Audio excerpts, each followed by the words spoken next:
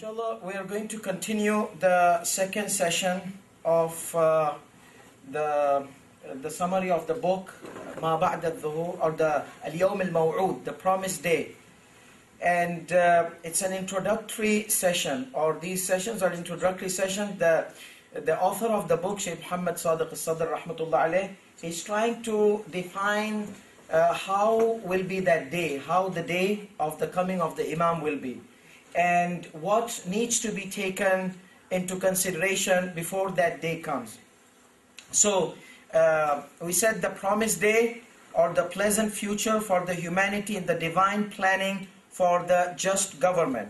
And we mentioned that it is from the history of major occultation of Imam Mahdi Ajjalallahu Ta'ala Farajahu Sharif, section 3 of part 3 by Sayyid Muhammad Sadiq Sadr and other resources. We mentioned that part 3, we can summarize the section 3 of part 3 in 10 sessions. Number 1, the general basis of divine planning.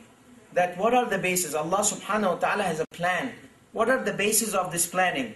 And then second was the production of highly intellect. That means to have this kind of divine system or divinely guided system, we need a certain level of intellectual people.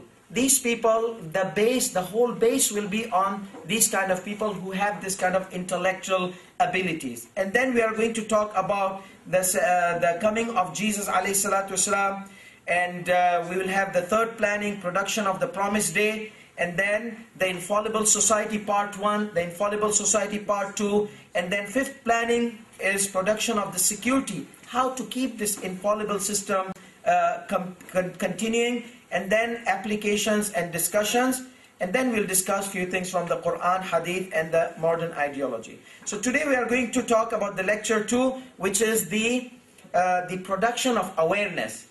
Production of awareness. So this is the first planning. The first planning is to have an aware intellectual society, a society filled with intellectual people. How can that happen? He goes to, in this session, he tries to discuss the theory of evolution. The theory of evolution.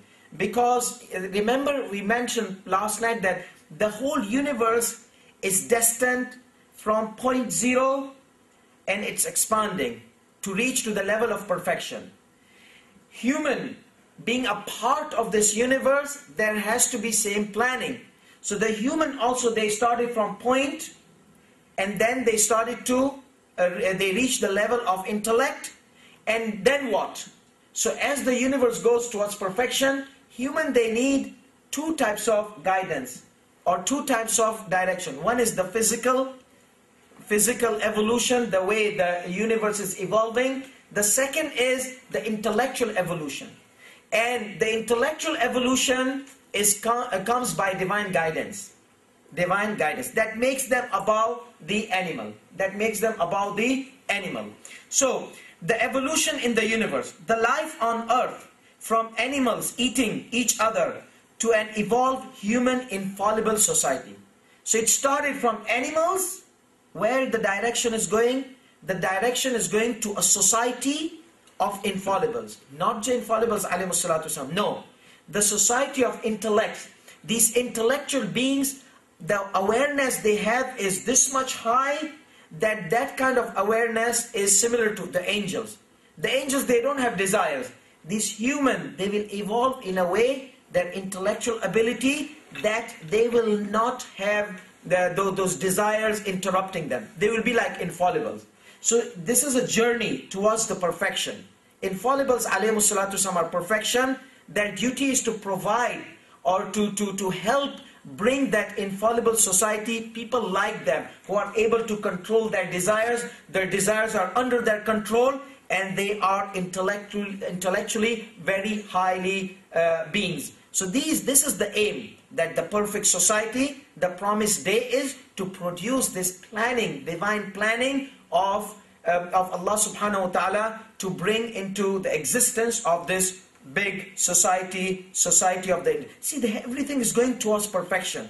Human, they also need to go towards perfection. And we mentioned that humanity is going through these kind of trends. As mentioned in our previous session, that the universe is evolving. and the thought process of intellect of human is evolving as well. But were the human evolved from animal, or did they exist instantly? This is the argument he will talk a little bit about in this session, that human, did they come like they popped up like that with Adam alayhi salatu wasalam, or there was a process of evolution. Religious theory based on religious, so strong direction towards the infallible society. So we have all the theories. They indicate that there is a direction, there is an aim to produce this infallible society, this perfect society, the society of highly intellectual human. So the whole direction is there. So the religious, the society of the intellectuals, utopia, without any animal characteristics. That means there will be a day, the human, they will live like real human, intellectual human, and not like animals. They will not fight each other like animals. So let's see, there are two theories. Religious theory based on the religious evidences. When we say religious theory, that means our evidence is what? Quran, Hadith, Bible, all the religious scriptures. Be it authentic, non-authentic, but these are scriptures, they indicate certain indications. So we have this religious evidences and scientific theory based on scientific findings. So when we say religious, it is based on religious evidences. When we say scientific, it is based on scientific evidences. Note, what will be mentioned in the slides will be strictly the author's view, and which might differ from the explanation. I may have a little bit different explanation, but the slides I have mentioned strictly the author's opinion in it. So some ulama might differ, some ulama might disagree, but we are just going to present this author of the book, the opinion or the view of the author of the book. He mentions in Genesis the religious theory. First, the religious theory. These thoughts are basically inherited thoughts. These thoughts are inherited thoughts and are centered in the minds of the followers of a religion which claims such theory. Of course, when we say religious theory, if it's a biblical theory, Muslims, they will not follow. If it's Islamic theory, Christian, they will not follow. So it is centered in the minds of religious followers of certain religion. Like in Bible, these thoughts are basically inherited thoughts and are centered in the mind of followers of a religion which claims such theory. The Bible and the Genesis 2, section 7, and the Lord God formed man of the dust of the ground and breathed into his nostrils the breath of life, and the man became a living soul. This theory says that the man was created by God. The first man was God created the man with clay. And the Lord God planted a garden eastward in Eden, and there he put the man whom he had formed. That means he made this man, he made this creation. This indicates that's why there was a problem, conflict between the Christians and the scientists, that it conflicts. Scientists, they said something, the Bible, they said something. They were not able to bring things together. So this is in the Christian and Jewish theories, because they both accept this Genesis. Let's see the Quran, the Holy Quran, creation of the human. إِذْ قَالَ رَبُّكَ لِلْمَلَائِكَةِ إِنِّي خَالِقٌ بَشَرًا مِنْ طِينٍ. When Allah subhanahu wa ta'ala, when your Lord told to the angels that I am going to create, خَالِقٌ, I am going to create بَشَرًا مِنْ طِينٍ, human from clay. So the human was created from clay. Human was created from clay. فَإِذَا سَوَّيْتُ, when I form it, when I make it, وَنَفَخْتُ فِيهِ min ruhi, when I breathe into it from my spirit doesn't mean a part of spirit. No, spirit directly created by God does not go through any kind of intermediate phase. Directly from God, kun fayakun, be it is, and the spirit is inside the body. That means it's direct, by the direct command of Allah subhanahu wa ta'ala. So when I breathe into it, then go into the prostration. فَقَعُوا لَهُ سَاجِدِينَ. And Allah says, خَلَقَ الْإِنسَانَ مِنْ صَلْصَالٍ Kal-fakhar. Fakhar is these kinds of vessels, clay-made vessels, or these containers which they make out of clay. So Allah subhanahu wa ta'ala says, I have made similarly like these. How you make clay things, I have made human like the way min salsalin kal-fakhar, like the way you make vessels, I made from the clay human. So that means the human was created by God. وَخَلَقَ الْجَانَّ مِن مَارِجٍ مِّن نَارٍ, and He created the jinn of a flame of fire. So in this case, we have these two theories.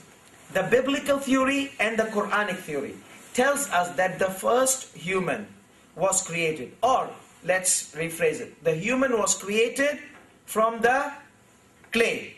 From the clay. That means God created. God made this clay, and God then created the human from this clay. But let's see, now many people say, okay, this was the first human, not Adam alayhi salatu wasalam. This ayat emphasizes, no, Adam was the one who was created from clay. Adam was the one who was created from the clay. إِنَّ مَثَلَ عِيسَى عِنْدَ اللَّهِ كَمَثَلِ آدَمَ خَلَقَهُ مِنْ تُرَابٍ ثُمَّ قَالَ لَهُ كُنْ فَيَكُونَ. Surely the likeness of Isa with Allah is as the likeness of Adam alayhi salatu wasalam. He created him from dust, then He said to him, be, and he was. So this ayat explains the previous ayat, that the one which was created, the one who was created by clay was Adam alayhi salatu wasalam, and the Allah subhanahu wa ta'ala's breathing, Allah subhanahu wa ta'ala's breathing in from His ruh is not a part from Allah, no, it is the command of kun fayakun. It is the command of be, it is. So when the clay was made, Adam's form was made, Allah subhanahu wa ta'ala says, be, and it is, and Adam got this life. So the life of Adam alayhi salatu wasalam started by the power of kun fayakun, by Allah subhanahu wa ta'ala injecting this ruh inside Adam. So Adam was not from generation after generation. He was the first human being. Now, indication of the religious theory. Now what we mentioned in this ayat, in the biblical code, the human were created in its important characteristics since the first day, such as the body, form, and the intellectual abilities. Religious theory says the whole thing was created by Adam alayhi salatu wasalam, by Allah from Adam alayhi salatu wasalam. So Adam is the first, the human body, the human form, the human abilities, everything was from Adam alayhi salatu wasalam. Such characteristics did not change and will remain until it becomes transient. These characters, they are going to stay. Yes, they are going to evolve, the intellectual abilities. But the whole thing now, a human is not going to change into some super flying human, wings will come out or something like that. This is the final stage, final form. And this is the form which Adam was created, and this is the form which is going to last until the universe ends. The first human was complete and was given the legislation, was a messenger of God. That means he was a messenger of God. Adam alayhi salatu wasalam was a Nabi. Therefore, the humanity started with a complete intellectual human sent by God. Yes, the humanity had to evolve intellectually regardless of its abilities. So humanity, though Adam was the intellectual being and he had this message, but the humanity were in its basic stage. They were like kindergarten. They needed to know simple things, how to live like human. So this was the humanity. So this is the religious theory. Now let's see the scientific theory. Human evolved from animal kingdom. The animal have been evolving in all of the aspects until it reached the higher levels of its integrity. So the animal, they started from microorganism or something like that, and they started to evolve and evolve and evolve until they came to this perfect being, which is the human. So there has been evolution, and after that it gradually evolved into human. So integrity manifesting in certain types of apes, and after that it gradually evolved into human, and after that furthermore earned the ability to think and speak. With that, human totally became distinct from the animal. This is the scientific theory. That the animal kingdom evolved until it reached the apes, and then it evolved until it reached this human. And when the human started to speak and talk and think, it became distinct from the animal kingdom. Here, he said, okay, animals, this is where I carry on. You stay animals, now I have become human, I have to carry on as human. So here, the distinct happened. Okay. Points of strength in the evolution. It corresponds with the laws of nature, placed by a creator, working in the universe from beginning of the creations in its journey towards a perfect universe. As the laws of nature are working in the universe, they are working as well in the perfection of the living creatures, weakest from the animal to the perfect infallible human.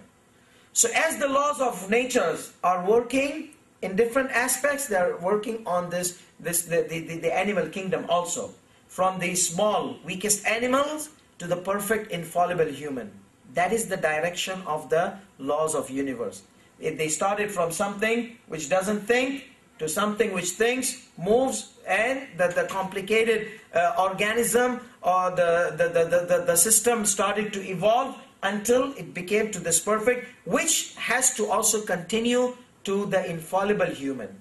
Infallible human. Our aim is the promised day.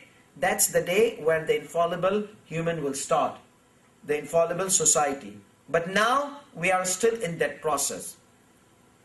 Strong similarities in many aspects between the animal and the human. I said there are so many things. Like if you look into the genealogy, the formation or the science of fetus and all these kind of things, gynecology, you see that they in the beginning they look alike.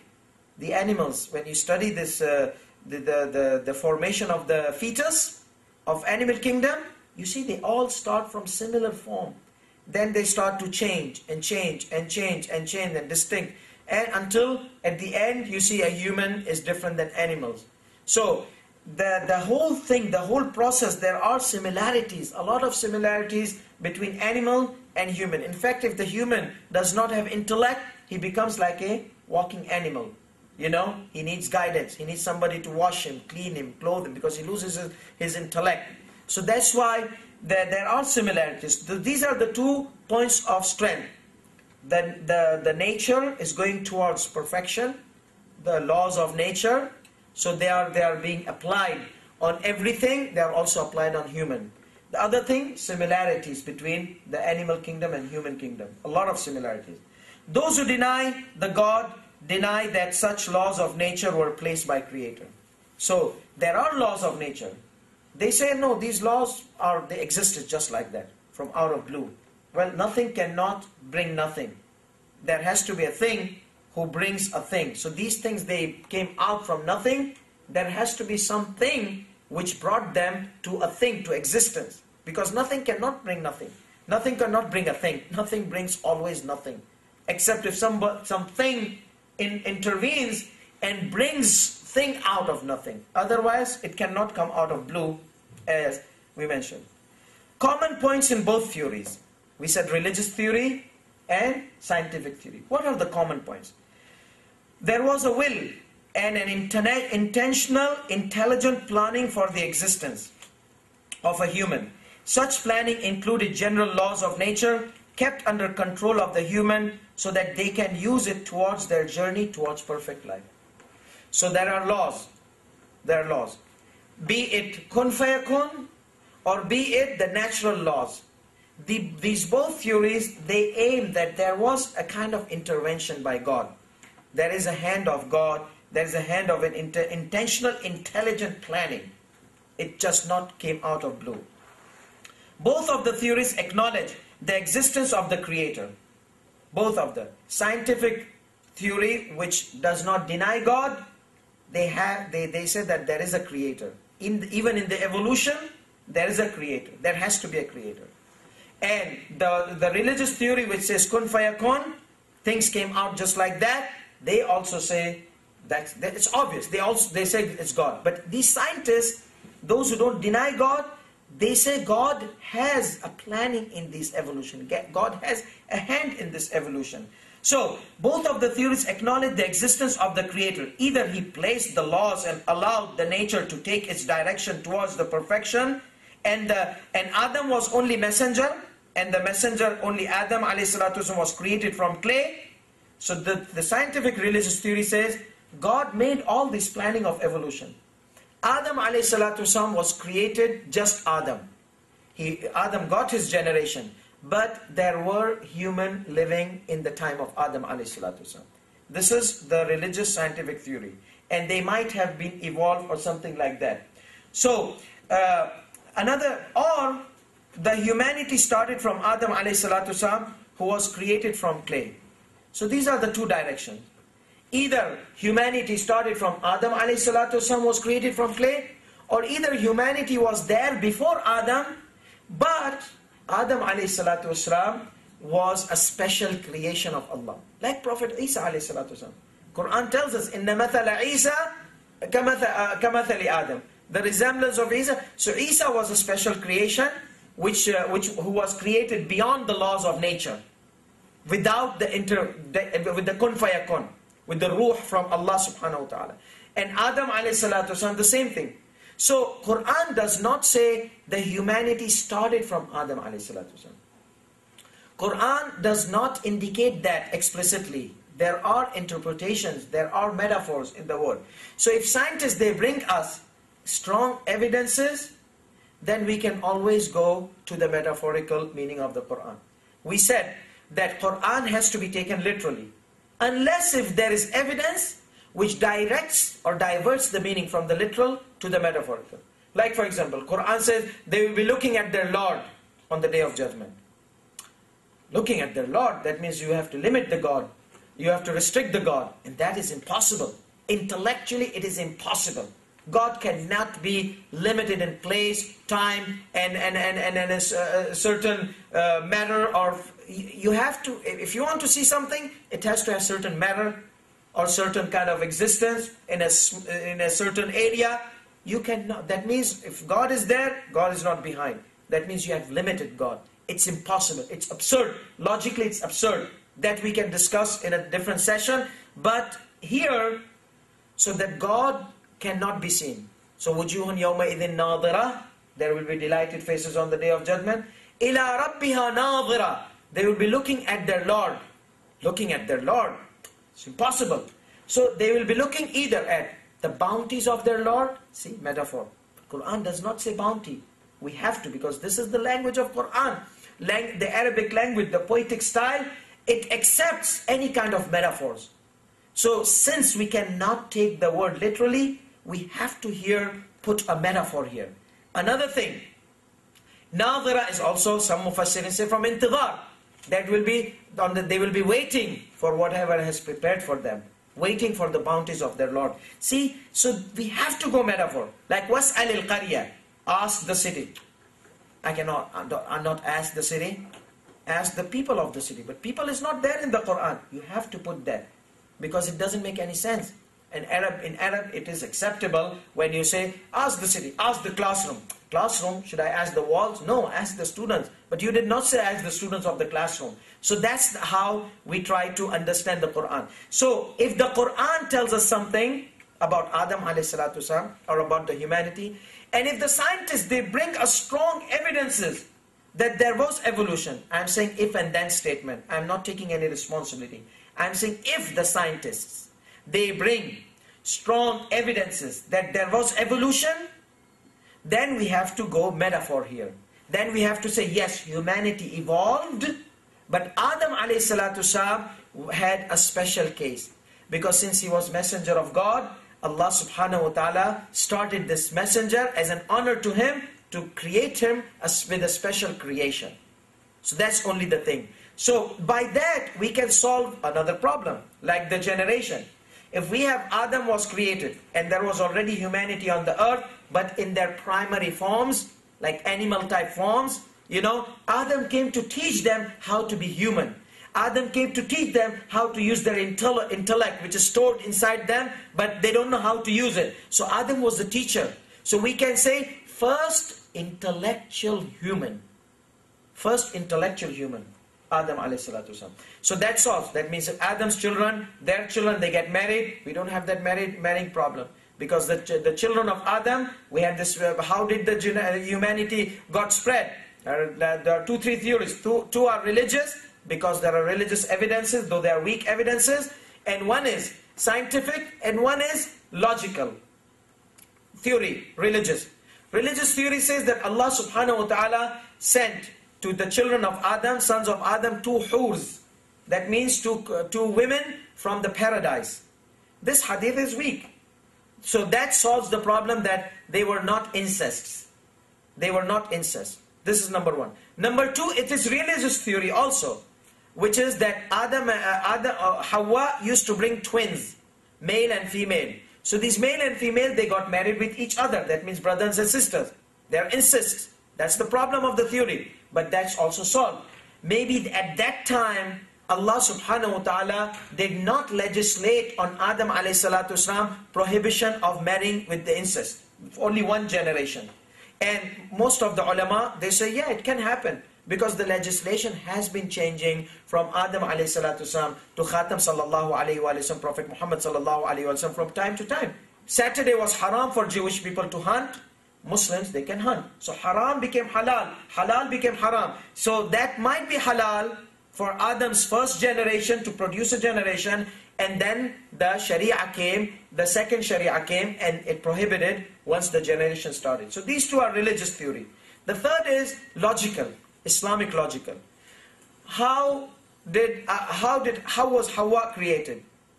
Hawa was created from, as same as Adam alayhi salatu wasallam was created. So if Allah subhanahu wa ta'ala can create one Hawa, can't He create two Hawa? It's not a big deal.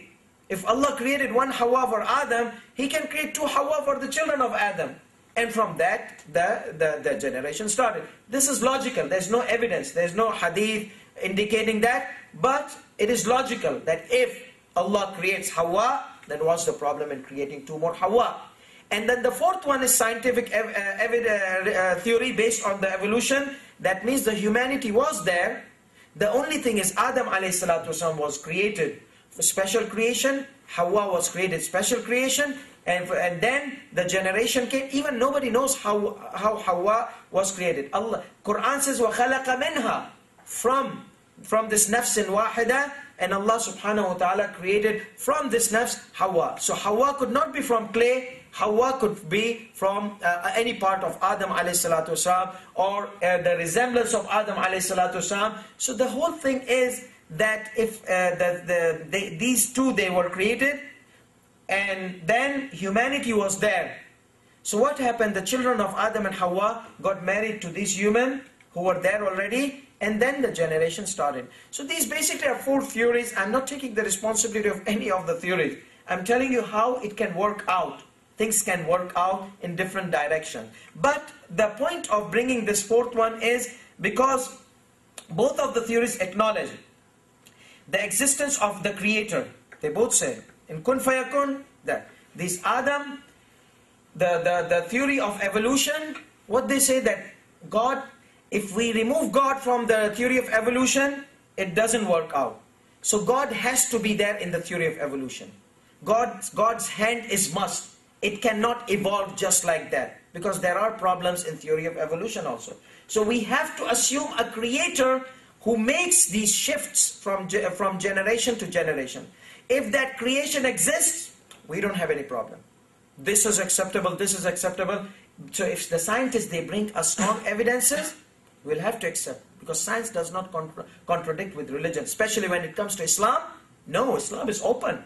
Islam wants people to contemplate in the creation of Allah, contemplate in your body, contemplate in these historical things, everything, whatever, contemplate and try to reach to Allah and find out the aim of Allah subhanahu wa ta'ala in His creation through your findings.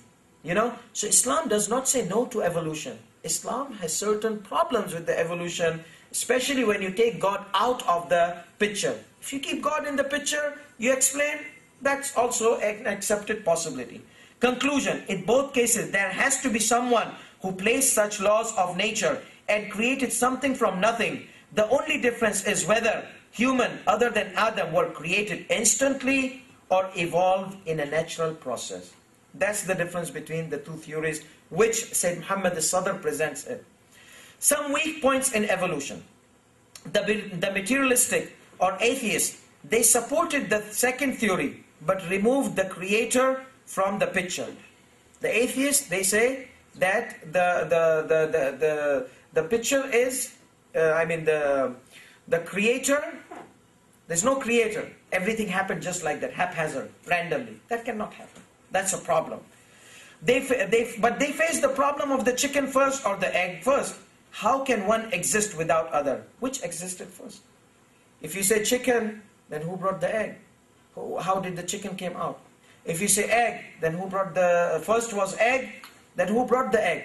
If first was chicken, then who brought the chicken? They have a problem here.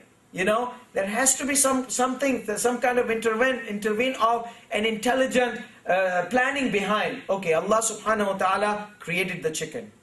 Let's say Allah subhanahu wa ta'ala created the egg. There has to be Allah behind. Otherwise, this cannot be solved. This is a problem here.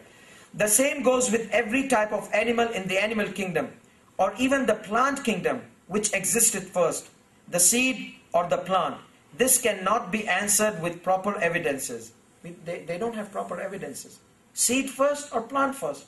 There's a problem. If it was plant, then who made this plant? If it was seed, then who made this seed? The whole who question pops up. This cannot be answered with proper evidences. If there are answers, then such are mere opinions without any supportive material or subjective evidences. Answer: the God, the creator, who can create the first of everything, who created the first of everything and allowed it to multiply, be it a plant or animal or human. Or either he made it or allowed it to evolve. But there has to be God. Either he made the first human, or he allowed the human to evolve from apes. There has to be God in it. It cannot just happen like that. Second weak point. Problem of difficulty in the variation of the fixed number of genes from species to another due to the genetic laws. Unless if the creator plans to make such alterations about the natural laws, like kun fayakun, then happens. Scientists, they say that the genes, just like alteration like that, it's a little bit complicated. The genetic science, especially the genetic science. Every animal has certain genes, certain code of chromosomes, and they're carrying these traits. So how can this jump happen from one gene to another, adding gene? There has to be someone who made this kind of addition of the gene, or in the process of evolution we are talking. There needs to be a hand, upper hand, allowing this kind of variations in genes to happen. Without that hand, this is a big problem. Third weak point. This is of course based on Muhammad al-Sadr's wordings. What type of natural laws creates the ability to think in certain types of apes and enormous intellectual abilities in human? How can this happen? Let's say the physical properties. The brain, if they go with the size of the brain, elephant's brain is huge. So it's not the size of the brain which carries the intellect. It's not. It's something which has to be from above this material system. The intellectual ability, this thought process. How can evolution solve this problem?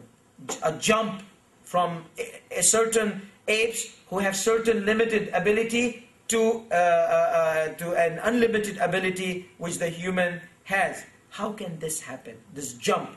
So he says that enormous. How can this sudden change in the intellectual behavior happen from animal to human? What type of natural law indicates that? He's responding to the atheist who tries to remove the God from the picture. But if you put the God, the creator can make such changes to happen, not the natural laws. Natural laws does not have this ability to put intellectual abilities, inject them in the human. From the apes to the human, this huge, enormous intellectual abilities, that cannot be done by evolution. No, there has to be an external hand to make this kind of shift. Therefore, both theories require the creator to complete the process of the shift from animal to human. He mentions more supportive evidence to his theory. He supports that there was evolution, but with the hand of God in it. with God picture. So he said there's an ayat which says, وَمَا كَانَ, maybe some mufassirin might disagree. Bismillah ar-Rahman ar-Rahim. وَمَا كَانَ النَّاسُ إِلَّا أُمَّةً وَاحِدًا. Human, they were one. They were one. Why? When the animal kingdom, they don't have any kind of intellectual diversity, they're all one. He says that human were one. That means they did not have that kind of intellectual capability or ability. فَاخْتَلَفُوا. When their intellectual ability started to rise, the diversity in thought process started to rise. People, they started to think different because now they have huge angles of differences, huge angles of thought process. So this is his opinion. He mentions this ayat to support his evidence that they were there, human were there, nas, human were there. But when the intellectual ability rose, how did it rose? By the existence of Adam alayhi salatu wasalam. When Adam came, the first intellectual being, he taught them how to think. The angles of differences started to happen, and the fight started to happen. And the people are not but a single nation, so they disagree, and they had not a word already gone forth from your Lord. The matter would have certainly been decided between them. So وَلَوْلَا كَلِمَةٌ سَبَقَتْ مِنْ رَبِّكَ, if it was not for Allah subhanahu wa ta'ala's word, لَقُضِيَ بَيْنَهُمْ فِيمَا فِيهِ يَخْتَلِفُونَ. But this kind of ikhtilaf is required, because this ikhtilaf makes this test. If we will not have differences, how will we have this test of tolerance? How will we tolerate each other? So this tolerance comes when there's diversity in thoughts. And this diversity is the whole idea of... So Allah subhanahu wa ta'ala had destined this diversity to happen after Adam alayhi salatu wasalam. The intellectual life of human was very simple, and when the intellectual diversity and complexity started to rise, the differences started to rise as well. And the need to solve such disputes raised more and more. Then the messengers and the prophets were sent. So that means Adam alayhi salatu wasalam came, or before Adam came, their ability to think started to evolve, and they needed Adam alayhi salatu wasalam to help them out to solve their diversity or the problems coming out from the diversity. Whenever you see diverse community, in the beginning they will fight like animals. And look at the humanity. But when they start, like in this country, they have learned how to live with the diversity. So now they have evolved in a way that they can live and they can agree to disagree in their differences. Another ayat he supports, كَانَ النَّاسُ أُمَّةً وَاحِدًا. People were one nation. فَبَعَثَ اللَّهُ النَّبِيِّينَ. Then Allah subhanahu wa ta'ala sent the prophets. مُبَشِّرِينَ, giving them glad tidings. وَمُنذِرِينَ, warning them. وَأَنزَلَ مَعْهُمُ الْكِتَابَ, and He descended the book with them. بِالْحَقِّ لِيَحْكُمَ بَيْنَ النَّاسِ فِي مَا اخْتَلَفُوا فِيهِ. So, in one opinion, he mentions that this diversity might have happened before, and the prophets, they had to come and solve. That means they were one, like animal kingdom, living without any huge problems, but when the diversity started to happen, they started to have problems. Or, after that, the Adam alayhi salatu wasallam came, taught them the different angles, the humanity, all these kind of things, and from there, the problems started to be created, and there was a necessity to send the prophets. And there is an ayat in the Quran, when Allah subhanahu wa ta'ala was going to create Adam, the angel said that, oh God, are you going to create someone on earth who's going to make mischief? That means they were living like animals, one nation, but they were fighting each other, they were eating each other, they were creating mischief and all those kind of things. When did the Prophet prophets started to come? This is also, his teacher is Sayyid Muhammad Baqir al-Sadr rahmatullah alayhi shaheed. He brings one of his statement, the statement of Sayyid Muhammad Baqir al-Sadr is very close, very encrypted.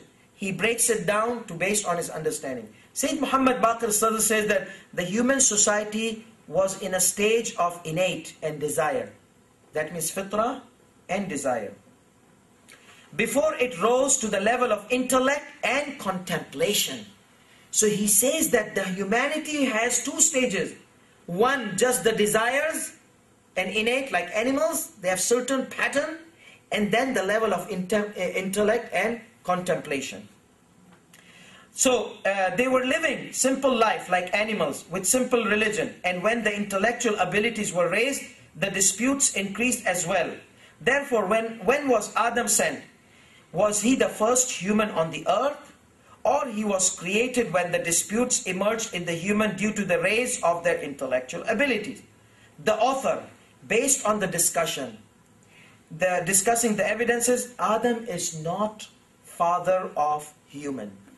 This is the Sayyid Muhammad al-Sadr. He says Adam is not the father of human or the first human. He is first intellectual human. So if we say there were animals, they looked like human. And then the intellectual ability came via Adam's coming, then there was a shift. There was a shift.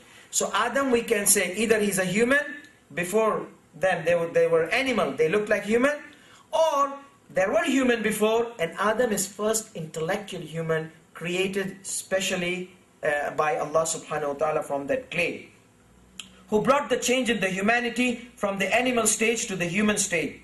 Unless if the word human means the intellectual being versus animal who looked like human in their body and shape but were not intellectual before Adam alayhi salatu wasalam. This is what we are trying to say, that these people who found those skulls, these skulls, they look almost like human skulls.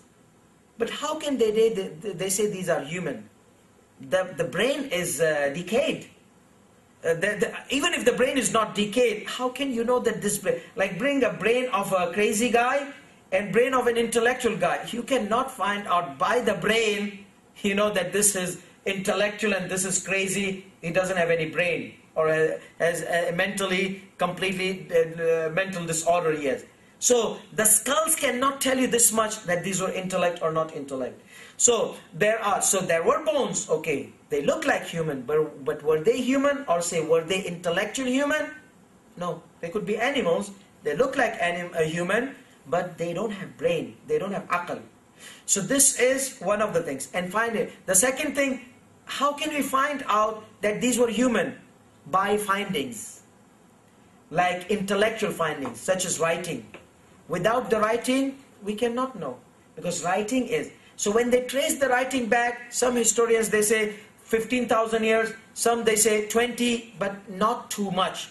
So, and when we trace the religious, which also there are problems in tracing back the years properly, the max we can, or not max, the minimum we can go is from 10,000 years, 8,000 to 10,000 years. So, but again, we have historical problems in tracking the date line properly. The scientists, they also have some certain problems. So nobody can definitely say when did the intellectual life started. We say from Adam alayhi salatu wasalam, about 10,000 years. They say from writing, about 15. We can say from 10 to 15. Maybe Adam came before 15,000 years. We don't know. This is what we get from this week, historical tracking down the date line. But so almost the humanity almost started, we can say, from 10 to 15, or the intellectual humanity. That means there might be bodies, they looked like human, but they lacked the human intellectual activities. So with this conclusion, the opinion of the author, the human existed before Adam alayhi salatu wasalam, in their primary stage of animal stage. Or animal stage, primary stage or animal stage. Adam by himself went through a change from not knowing to knowing. Story of the tree. Story of the tree, story of the fruit, story of وَعَلَّمَ آدَمَ الْأَسْمَاءَ كُلَّهَا. Allah taught Adam the names. Of course we have several interpretations, but this shows that وَعَلَّمَ, that means Adam was taught externally by Allah subhanahu wa ta'ala. So there was an external educational process for Adam alayhi salatu wasalam. So Adam by himself was created with a special creation. Allah subhanahu wa ta'ala had a special educational process from not knowing to knowing.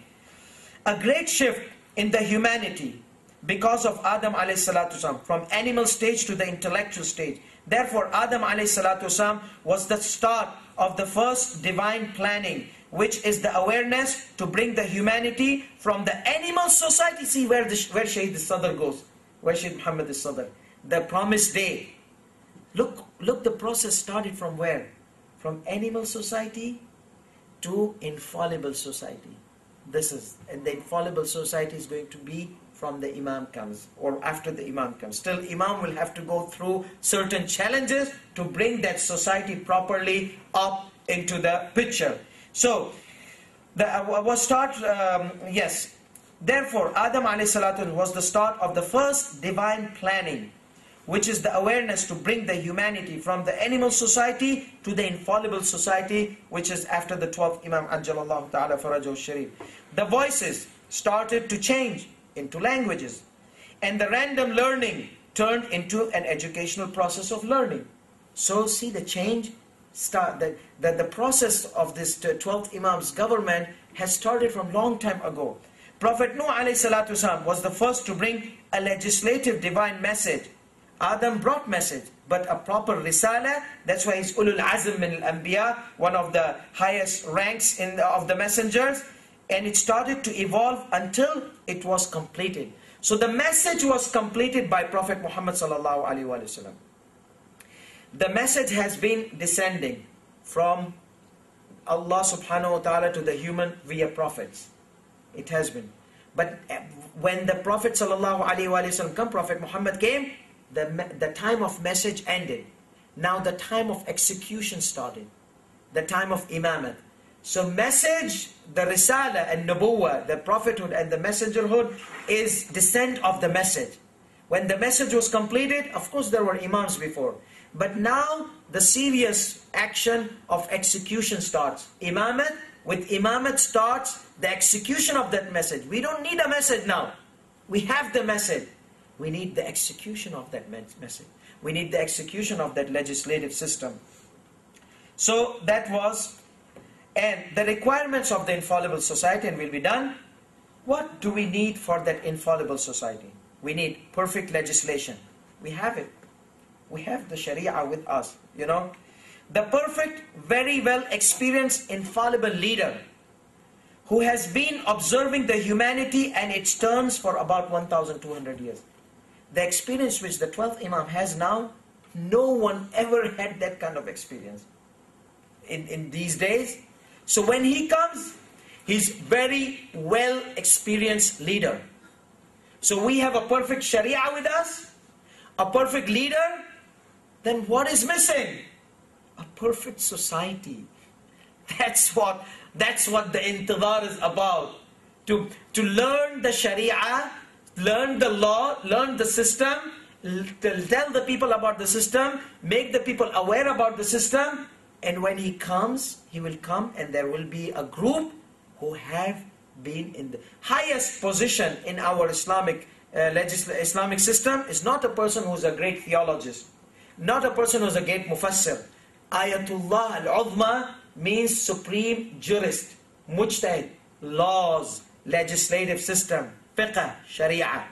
That's the highest rank in our Islamic system. So that's what the Imam is waiting. Where are these people who will implement the legislative system? He comes with the Sharia.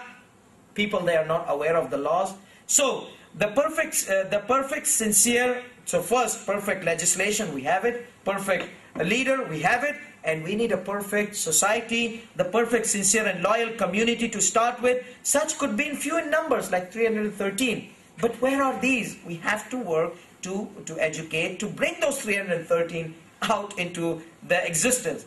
In few in numbers, or a small group implementing the legislation, submitting to the infallible leader, and the one who have learned the mistakes of the previous societies. The 12th Imam has learned a lot. He has learned from Adam ﷺ to the 11th Imam ﷺ, all the prophets and Imam, and still he is learning and observing. So when he is going to come, he is going to be an excellent, experienced leader of the world. He has the knowledge of every challenges and problems the humanity has got. So the way it was to have such group who has the knowledge about the legislation. Now, the stages of this universal just country. So when the Imam comes, what will happen then? there are stages. There are 4 stages. This is the promised day, the day of the Imam. When the Imam comes, there are 4 stages of this universal just society, or Dawla al-Adila, just country. The stage of leadership of Imam Mahdi Ajjalallahu Ta'ala Farajahu Sharif, where he will still be working on the on education, on the education and awareness. Still a lot he will need to teach more and more. You know, those people who are aware about the legislation, they will help the Imam pass the message out of legislation. There will be precise awareness about the legislation versus the deduced knowledge of jurists. We had now ijtihad, there will be no ijtihad. There will be direct teaching of the Imam. Because before him, not all the aspects of laws were clear. Not all the perfection of the society will start from there. So the Imam's coming is not the infallible society. It's the start to build up the infallible society. The real start. So we are preparing for that start. The second stage, after the Imam is martyred or died or whatever, the stage of his appointed successors and building the infallible universal society will continue perhaps for hundreds of years until it reaches to the level that the majority becomes infallible and the society is called the infallible society, where the community managed their desires by their intellect, love of God and existence of God. Every single person has the strong love of God. Every single person is aware of existence of God. So they will not commit sins. If you have this strong faith that God is watching you, God is everywhere, and you have this love of God, you are not going to commit any sins. The stage, so these are the two stages. First stage, Imam Mahdi coming, starting the process of education, awareness. Second, the infallible society. After that awareness, people, they have more, they are capable to control their desires with their intellect. Still, the government will be run by the appointed successor. Then the real democracy will start. The third stage. The stage of true democracy. This wise community where majority are close to the infallible in their righteousness. Therefore, the produced leader from it has to be an infallible. If we go with the vote of majority, if the majority are infallible or perfect human, of course they will choose a leader over them who's a perfect also. Because if the society is corrupted, the leader is corrupted also. If the majority are corrupted, don't expect a pious leader to run the country. So if the society is corrupted, who will they vote for? Their type, who will fulfill their desires. But if the society is infallible or perfect human, who will they choose? The one their type. So here the true democracy can come. The stage of true democracy, this wise community, where majority are close to the infallible in the righteousness, therefore the produced leader from it has to be an infallible, wise, pious. This era will be where the predicted democracy of Europe by Europeans will be implemented properly, because the leader in that system reflects the opinion of the majority. In a system majority are unjust, the leader will be unjust. And finally the fourth stage, the stage of infallible society, where every single individual will be infallible and will not require any leader. Remember the story we mentioned last week? Dhul Qarnain, the king was living somewhere in the wilderness. The people, they did not need any king, because they have their graves beside their door, you know.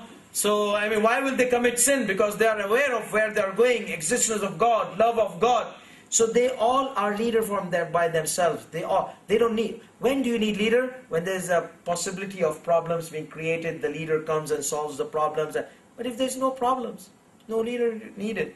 The stage, utopia, the state of perfect worshipping society, that is the final aim of the creation. وَمَا خَلَقْتُ الْجِنَّ وَالْإِنسَ إِلَّا لِيَعْبُدُونَ. That I have not created the jinn and ins except to worship me. This stage is that stage. And finally, what will happen? After that, the end of the world. There are two theories of the end of the world. One theory says that this pious society, now they will be transferred to the Day of Judgment. So the destruction of the earth will happen. Second theory, no, this pious society will decline slowly, slowly. The evil will rise again, again, again, again. and they will be like animals as they were before. And when they will become like animal after having this bounty, Allah subhanahu wa ta'ala will bring the earth on them as a punishment and destroy them. And you can see the ayat in the Quran, they all indicate towards this direction, that the destruction of the earth and the earthquakes and all these kind of things. Why? Because the people of the earth, they will be in that state of the kind of evil which has never ever been. So let's go through this. The end of the world, two theories. The perfection, number one, the perfection and the integrity continues until the aim of the humanity on the earth ends, based on the divine planning, and the humanity will be transferred to the day of judgment, which will start by the destruction of the earth as mentioned in the Quran. The humanity, number two, theory number two, the humanity after reaching that highest level of perfection will start to decline again, and the evil will rise, and the human will become like animals as they were before, performing every act of immorality, injustice, oppression, and evil in every aspect. And the destruction of the earth will be punishment for the humanity, which will end with the day of judgment. وآخر دعوانا الحمد لله رب العالمين وصلى الله على محمد وآله الطاهرين.